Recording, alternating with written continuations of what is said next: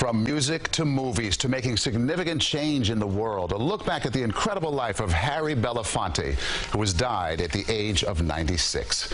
Good evening, I'm Maurice Dubois. And I'm Christine Johnson. After a successful acting and music career, Belafonte discovered his true voice, using his fame as a platform to make a difference. He was an advocate for social justice and a mentor for many others. CBS 2's Dana Tyler takes us through his extraordinary life.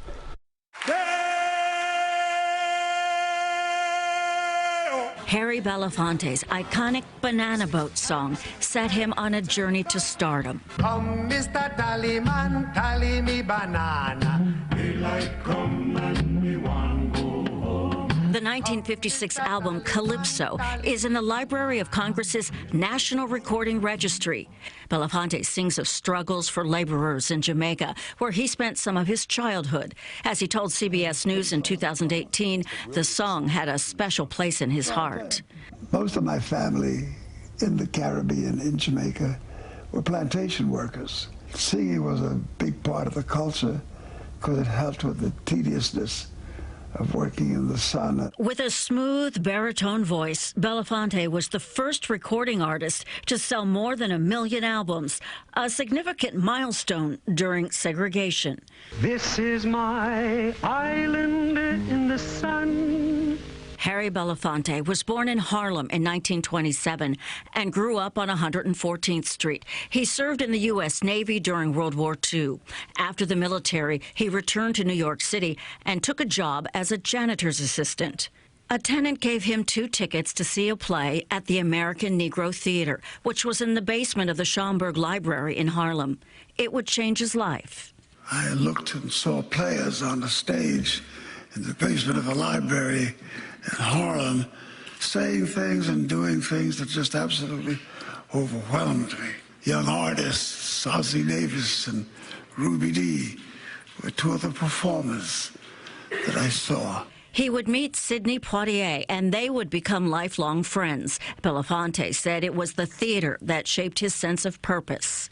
I was an activist long before I became an artist, but it was in looking at the world of art and what I discovered in this theater that I found a place where my activism could be nourished. The actor made his Broadway debut in 1953's John Murray Anderson's Almanac and won a Tony Award for Best Featured Actor in a Musical.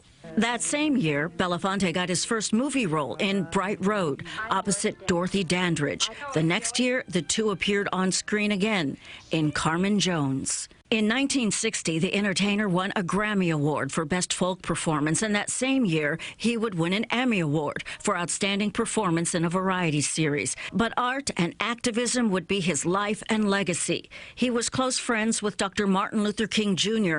and spoke at the 1963 March on Washington. To be in Washington was for me today a beginning, really, a kind of a climax to generations of hope. Whether speaking to politicians or a pope, Belafonte was passionate about the fight for justice for all. In 1987, Belafonte was named a Goodwill Ambassador for the United Nations Children's Fund. And in 2014, he received an honorary Academy Award for his humanitarian work.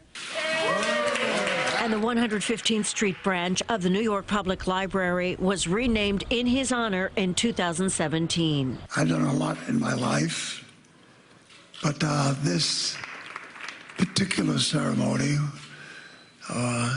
has deeper resonance. Harry Belafonte died this morning at his home on the Upper West Side. His last big screen appearance was 2018 in Spike Lee's Black Klansman.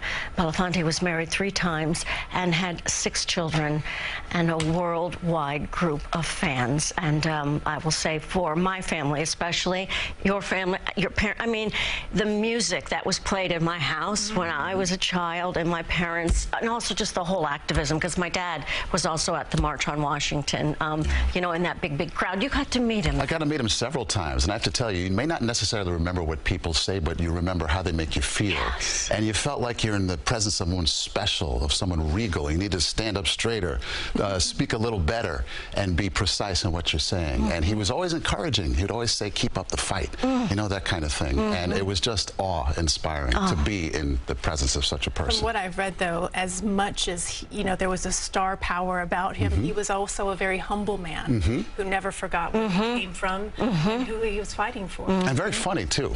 He'd crack a quick one. Nice right on the sense of slide. humor, right? Yes, absolutely. Joy to be around. Oh, my gosh. Nice look back, Dana. Thank you. You're welcome, and condolences to the Belafonte family. Truly.